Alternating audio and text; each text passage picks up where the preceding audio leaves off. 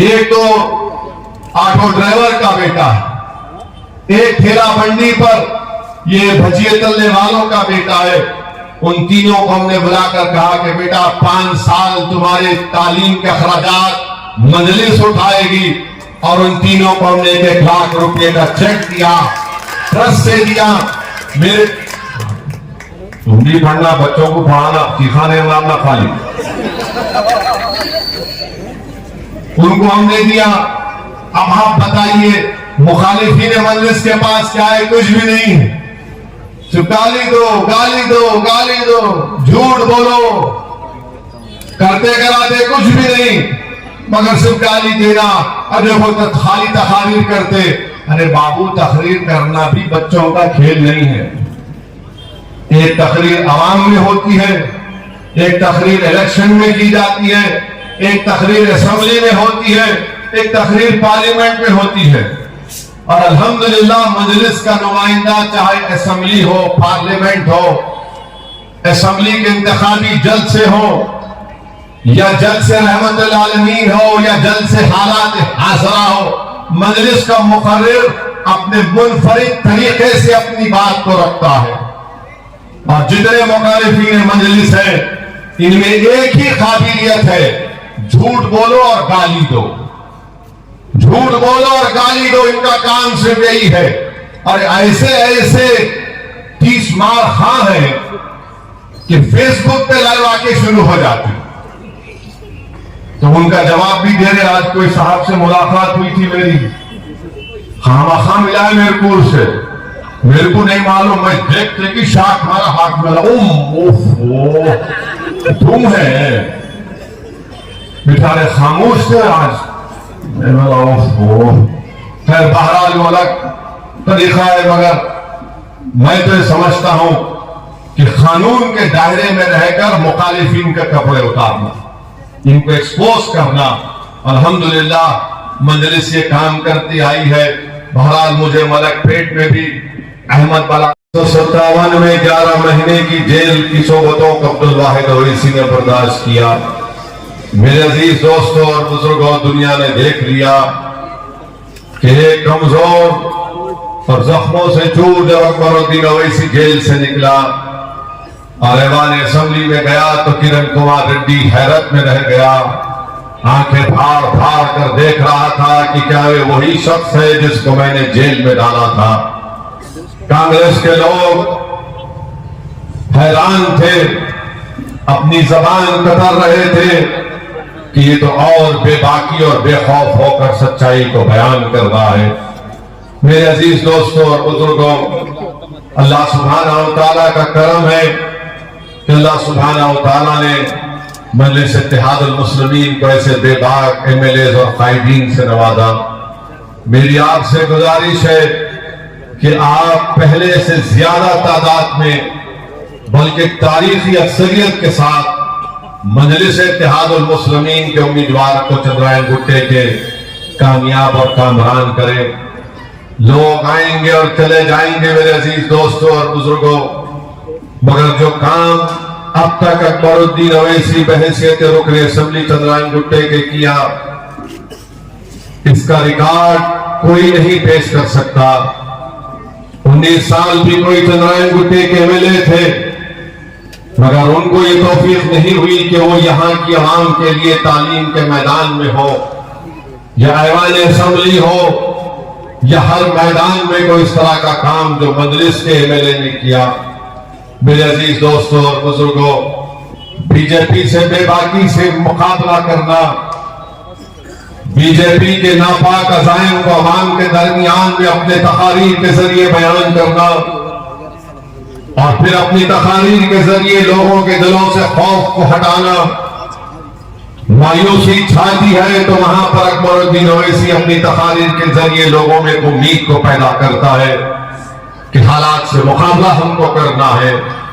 और यही वजह है कि ये जो फासिस्ट ताकतें हैं, फिरका परस्त ताकतें हैं, जो ये कांग्रेस पार्टी सेकुलरिज्म का एक निखाब पहनकर पिछले 65 साल से अक़लियतों को और कमजोरों को धोखा देती है, वो अकबरुद्दीन ओवैसी पर बेबुनियाद इल्जामात लगाती है। मगर जब हम उनसे कहते हैं कि आओ चंद्रायन गुट्टा में आकर अकबरुद्दीन ओवैसी के काम को देखो और फिर सवालात करो और अपने आप से पूछो कि क्या तुम जो इल्जाम लगा रहे हो वो महज हसद की बुनियाद पर नहीं है तो क्या है। मेरे अजीज दोस्तों और बुजुर्गों, मेरी आपसे अपील है कि 30 नवंबर के दिन जहां जहां मजलिस के उम्मीदवार हैं, आप पतंग के निशान पर बटन दबाकर मजलिस इत्तेहादुल मुस्लिमीन को कामयाब और कामरान करें। एक झूठा इल्जाम जो कांग्रेस और बीजेपी मजलिस के नुमाइंदे पर लगाती कि अकबरुद्दीन ओवैसी सिर्फ मुसलमानों का काम करते हैं और दीगर मज़ाहिब या दीगर हमारे अपनाए वतन का काम नहीं करते। अल्लाह अगर उनके जाती है, हमारे हिंदू भाइयों के इलाकों में जाते हैं तो उनका इस तरह से इस्तेमाल किया जाता है कि शायद ही किसी कांग्रेस और बीजेपी के कायद का किया गया जाता होगा। बहरहाल मेरे अजीज दोस्तों और बुजुर्गों, मेरी आपसे गुजारिश है कि अपने इत्तेहाद को मजबूत रखिए।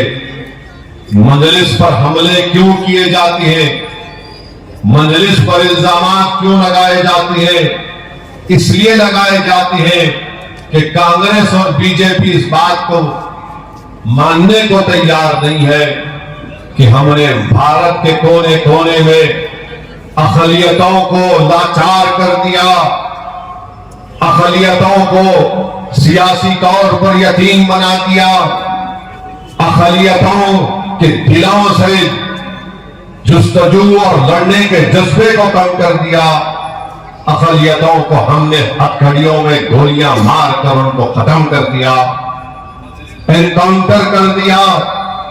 तो कभी कांग्रेस ने उनकी सियासी आवाज को खत्म करके रख दिया। तो आज इसीलिए आप देखते हैं कि कांग्रेस हो या बीजेपी हो, वो हरगिज़ इस बात को पसंद नहीं करते कि मजलिस की ताकत बढ़े। और इसीलिए जो कोई भी दिल्ली से आता है, जो कोई भी तेलंगाना से निकलकर ये समझता है कि अब तेलंगाना का मैं बड़ा चीफ मिनिस्टर बन जाऊंगा, तो ये समझता है कि मजलिस को गाली देने से मेरे नंबर में इजाफा होगा। बहुत से आए चले गए, ये भी आएंगे और चले जाएंगे इंशाअल्लाह ताला। मुझे यकीन है कि अल्लाह सुब्हानहू व तआला अपने फजल और करम के जरिए, अल्लाह सुब्हानहू व तआला नबी करीम सल्लल्लाहु अलैहि वसल्लम के सदक़े और तुफैल में इन तमाम ताकतवर बातिल ताकतों के आगे भी अल्लाह मजलिस को कामयाब करेगा। अल्लाह बातिल को शिकस्त देता आया और देता रहेगा और अल्लाह हक को कामयाब करेगा। आज आप देखते हैं कि वजीर आजम मोदी आते हैं तो मजलिस पर को तनकीद का निशाना बनाते हैं। कांग्रेस का और राहुल आता है तो अजीब गुफ्तगू करता है और मजलिस को निशाना बनाया जाता है। कभी ये कहते हैं कि हम इनसे मिले हुए हैं, कभी वो कहता है कि ये मिले हुए हैं, उन्हों कहते उन्हों मिले हुए, इन्हों कहते इन्हों मैं इनसे मिला हुआ हूं। अरे प्यारे, मैं क्या सबका दूल्हा भाई हूं? क्या मैं सबका भाईजान हूं? कि हर कोई बोलता कि नहीं। मेरे अजीज दो, अब तो बीजेपी के लिए कार्टून बनाया। मुझे किसी अखबार के सहाफी ने कहा कि मेरी फोटो डाल दिए, मुझे खाजी बना दिए। मुझे खाजी बनाकर ये बताया जा रहा है कि मैं कांग्रेस और टीआरएस की शादी कर रहा हूं। अरे एक मैं परेशान हूं बाबा, मैं कहां खाजी बन सकता हूं? मगर फोटो मेरी डाले तो मालूम हुआ मोदी की फोटो अब काम नहीं कर रही तेलंगाना में बीजेपी के लिए। तो मालूम हुआ कि असदुद्दीन की फोटो लगाए तो ही इनको कुछ फायदा होने की उम्मीद है। लगाओ प्यारे, जब मेरी फोटो तुम्हारे मोदी की फोटो काम में नहीं आ रही, मेरी फोटो तुम लगाने पर मजबूर हो गए, तो मालूम हुआ कि हम भी तुम्हारे दूल्हे भाई हैं। अरे क्या आप बताइए, कोई तरीका है इस उम्र में कार्ड के ऊपर मेरी फोटो डालना? अरे जिसकी शादी नहीं हुई, जिसके घर में कोई नहीं है, बीजेपी वालों उनका कुछ करो तुम। जिनके पास कोई भी नहीं है, आप हमारे पीछे पड़े हुए हैं। किसके जिनके पास नहीं है उनको करो कुछ, तुम नहीं मेरी फोटो लगा के असदुद्दीन ओवैसी खाजी है। बाबू अगर हम खाजी बन जाएंगे ना, बहुत सख्त फैसले करना पड़ेगा। अगर तुम मुझे खाजी बना रहे हो तो मैं बोलूंगा उतनी दूर क्यों है, उनको घर में लेके आओ। अगर मेरे को खाजी बनाएंगे तुम तो मैं उनको कहूंगा इन्हें 50 साल का हो गया, कुछ तो करो इसको।